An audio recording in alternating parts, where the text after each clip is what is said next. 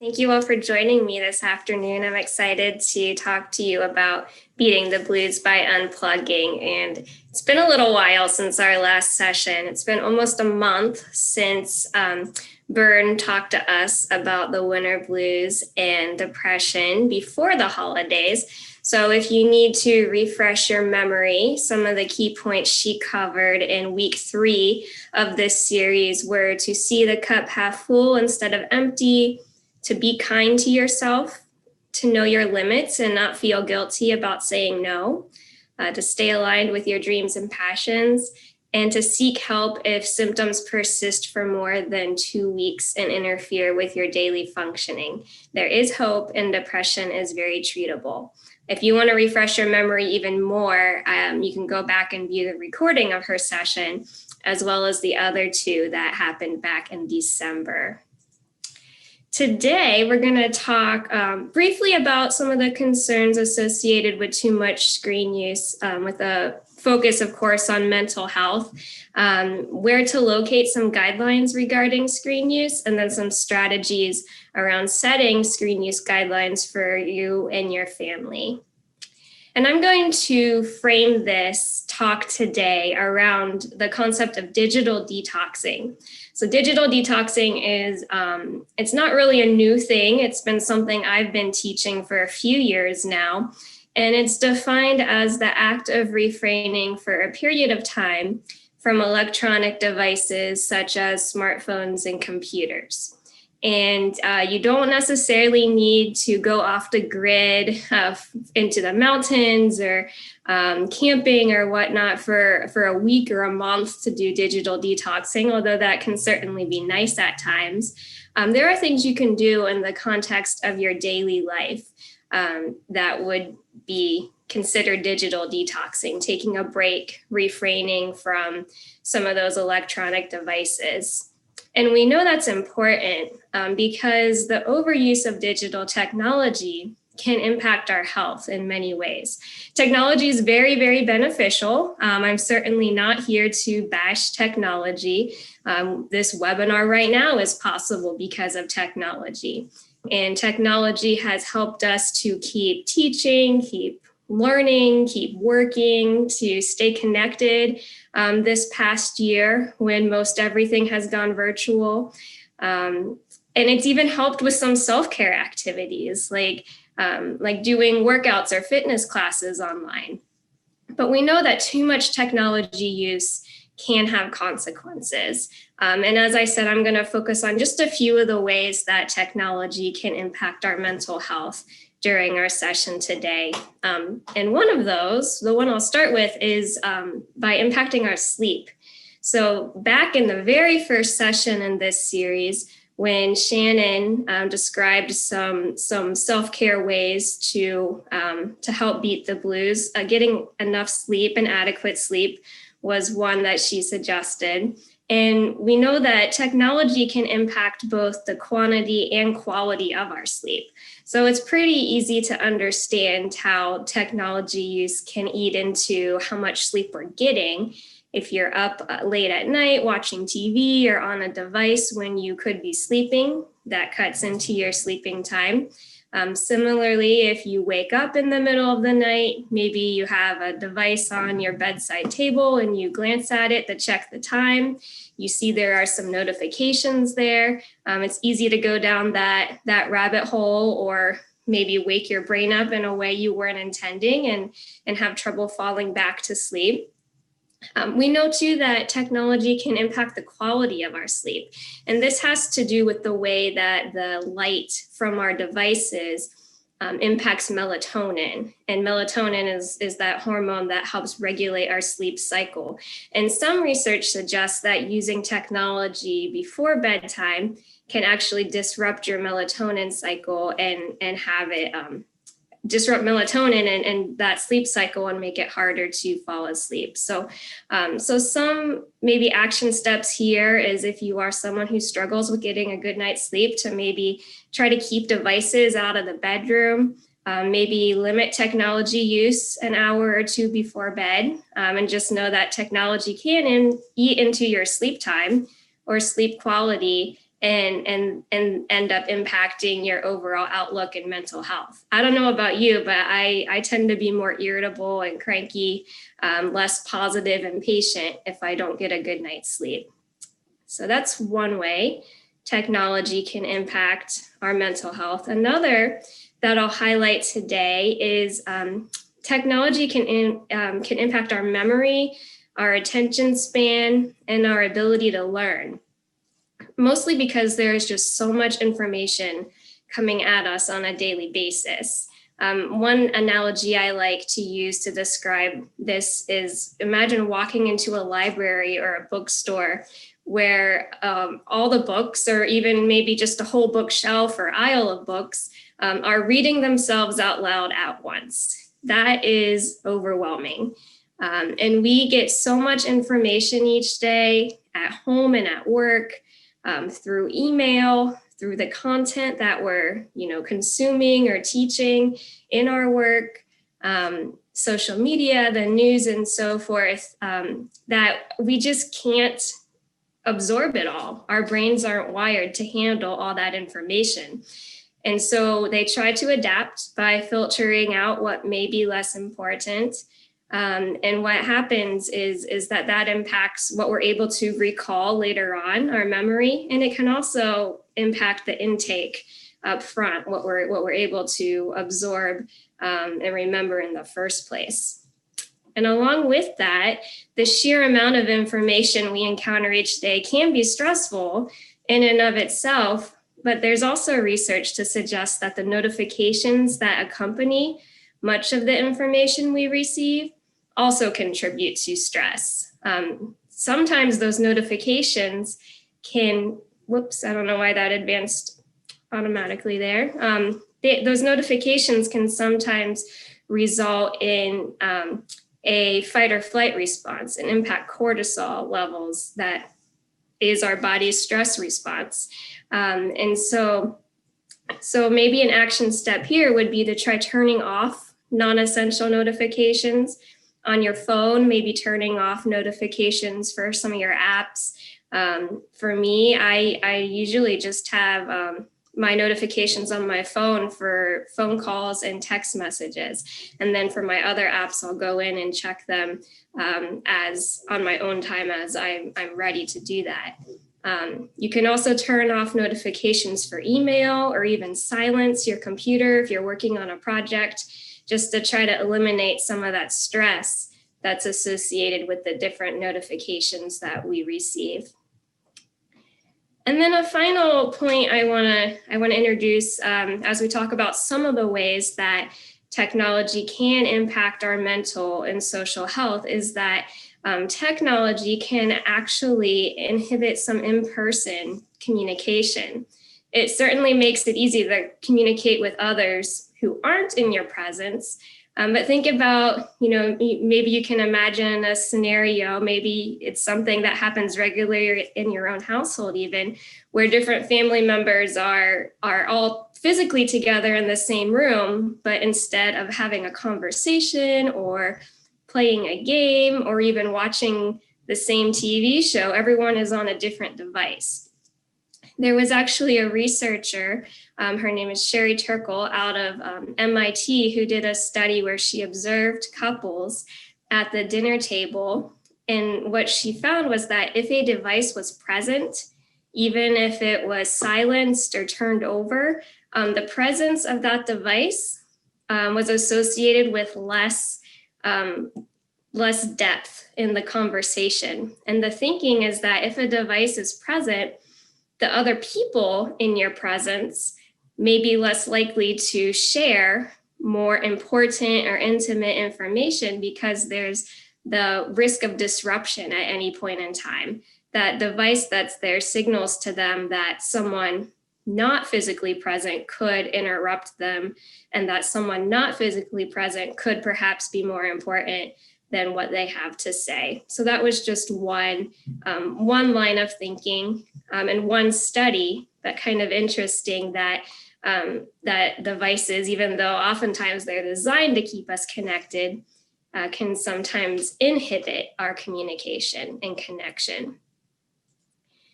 So there are certainly more ways I could talk about how technology impacts our health and wellness in daily life. This is not meant to be exhaustive by any means, but just sharing a few of those ways to start getting you thinking about your use of technology. I've shared a few small action steps already, but I'd like to offer maybe a couple more overarching strategies if perhaps you're ready to rethink your own use of technology and what you could do to make some changes for the better. And one of those strategies I'll share is this concept of digital minimalism. Digital minimalism comes from Cal Newport. He's a professor at Georgetown University, and he defines digital minimalism as a philosophy of technology use in which you focus your online time on a small number of carefully selected and optimized activities that strongly support what you value, and then happily miss out on everything else. So this requires a little bit of assessment. You'd want to think about how you tend to use technology and how technology benefits you, and then maybe what you could let go of, focusing your time and attention on what matters most. It may involve some digital decluttering of sorts, so getting rid of some of the junk that just takes up time and attention and energy that could be redirected elsewhere. So for example, you might decide that there are apps that you could completely delete from your phone and maybe only access using a web browser. Maybe there are email newsletters that you could unsubscribe from. Just thinking about ways to perhaps minimize the information that's coming in and focusing your time and attention on what matters most. Another overarching approach to use to think about this could be aiming for depth in a world of breadth. So there's so much information coming at us. I already mentioned that it's just impossible to try to absorb all of it. This is a way of thinking about, rather than trying to absorb it all, what do you want to really go deep with? So just trying to block out some of the noise, some of the junk or the clutter, and again, focusing your attention on what matters most. And another analogy you might use in thinking about this is that of a garden. So in a garden, you don't want everything. You don't want all the weeds. You want the beautiful flowers or the nice vegetables. So trying to weed out your garden and be careful about what you introduce and allow to grow there. These are a couple of overarching strategies. If you want maybe some more practical ways that you could unplug and practice some digital detoxing, some ways that have already been talked about in previous sessions would to do things such as practice mindfulness.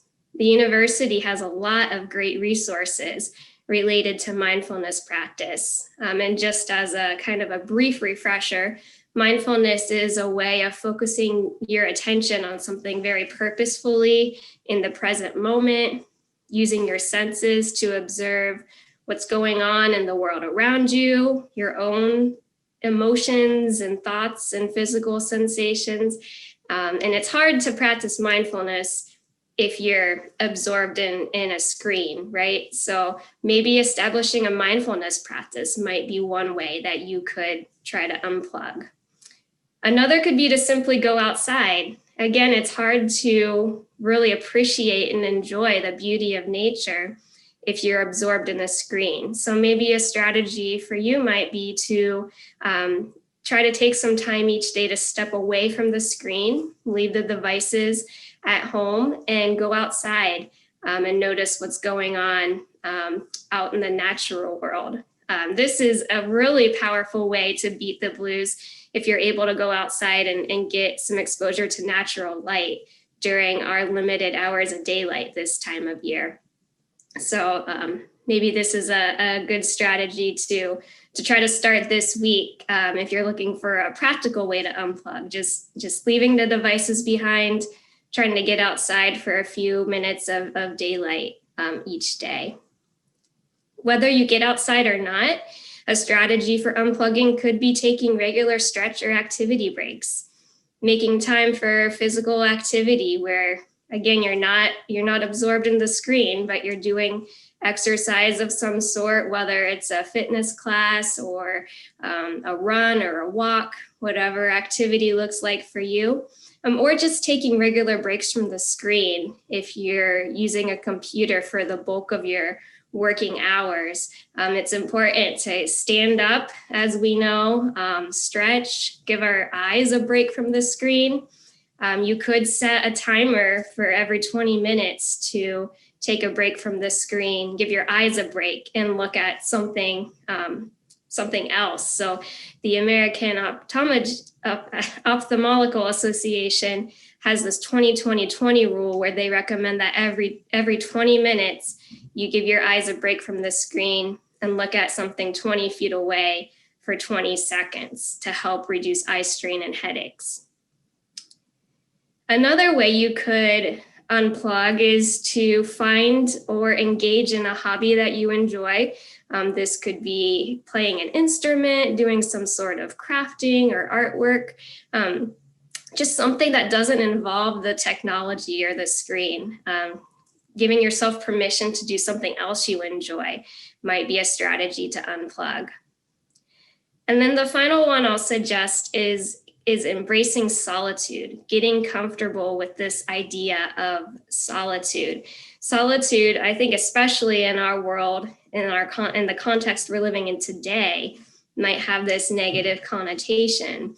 But solitude is not the same as loneliness, not necessarily the same as isolation. Solitude is intentional alone time. So the difference is that loneliness is often described as being alone when company is desired, but solitude is intentional alone time, giving your brain the bandwidth to think creatively, to just let your thoughts wander. And so getting comfortable with moments of solitude in your life. How often are we tempted, if we're waiting in line somewhere or even sitting at a traffic light, to pull out our phone or just scroll through the news, check the email, rather than giving into that impulse to be connected to our devices, maybe taking a step to get more comfortable with those moments of solitude might be a way to unplug. I do want to share a couple resources that could be helpful to you, especially if you have kids at home and want to think about screen use for your whole family. One is the American Academy of Pediatrics Family Media Use Plan and Guidelines. The American Academy of Pediatrics has guidelines that they have established related to screen time for different age groups. And you can go to their website to reference those. They also have an interactive tool where you can go and create a personalized family media use plan if you're interested. I will say, interestingly, in March of last year, as the pandemic was just beginning, the Academy of Pediatrics released a statement where they kind of rolled back their guidelines in a sense and said, we realize that children and everyone really is getting a lot more screen time these days than they typically would. And rather than releasing new or revised guidelines, they issued this statement saying to emphasize quality over quantity. And they didn't want to release new quantity guidelines because they didn't want to hold parents to some sort of an artificial standard that would then result in feelings of guilt if that standard wasn't obtained. So I thought that was a nice approach. And I think, and a couple other resources I'll share, the emphasis really has been quality over quantity, at least in the past few months.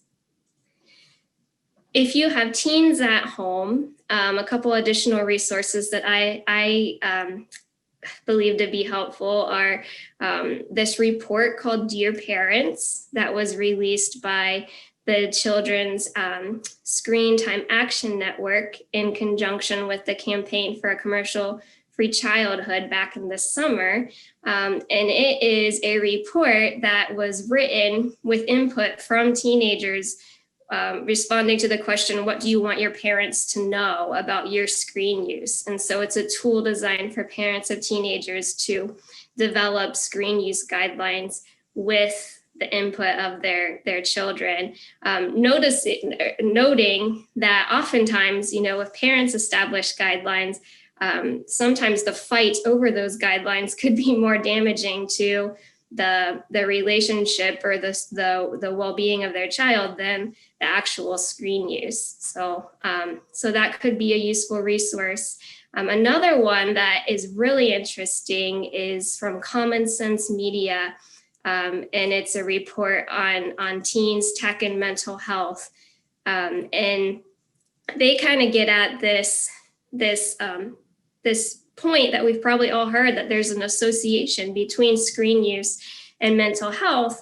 But they point out that for the most part, that's a correlation. And what if teenagers who struggle with mental health turn to their screens and use them for a coping mechanism, and how just, imposing limits on screen use might actually be more harmful for certain individuals than coming to a media use plan together. So a couple of additional resources that could be helpful for parents of teenagers. But regardless of who you are, whether you have kids, the age of your kids, another approach to thinking about your own screen use guidelines is this 3C approach. And those C's stand for content, context, and child, or you could just apply them to yourself if you're not thinking as a parent. So the content is that quality piece. We all need our screens for something these days, but how educational, how beneficial, how helpful is the quality of the content we're consuming? So what might you be able to cut? What might you need to keep?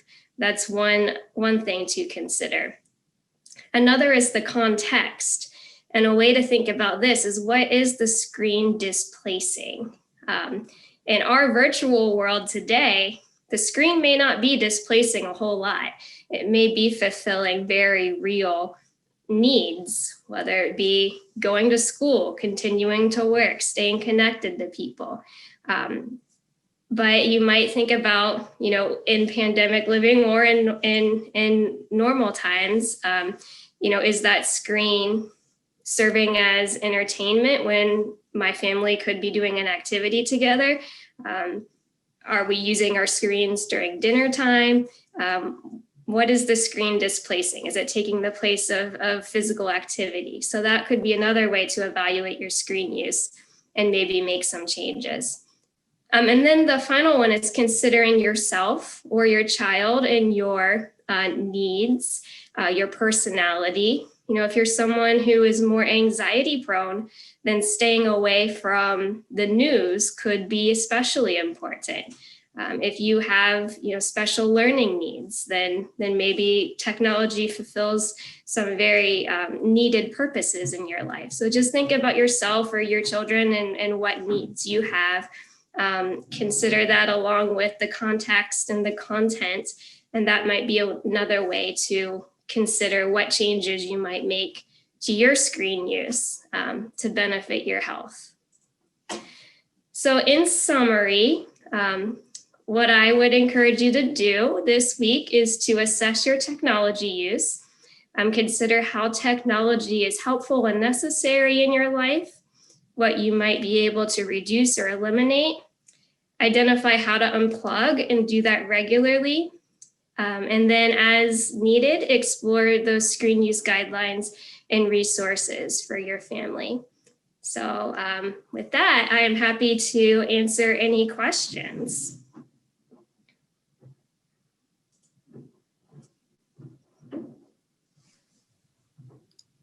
Thank you, Jenny, for such a great presentation. We've got some really good questions here. So the first one that we have is, How can one digital detox when management expects immediate response to text, calls, emails 24/7?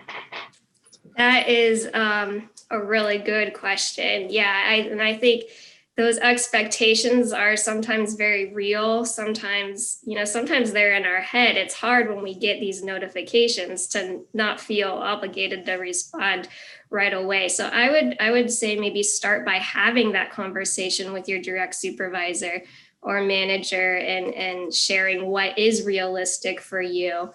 Um, and coming to agreement um, about what is not only realistic for you, but what is reasonable to benefit both your employer and your own health.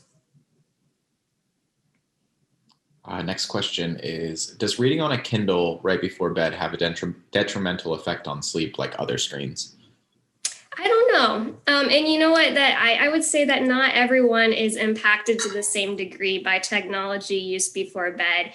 So I think the key takeaway with that for that would be that if you do feel like you have a hard time getting to sleep or getting a good night's sleep, then perhaps assess your technology use before bed. But it's not necessarily a blanket statement.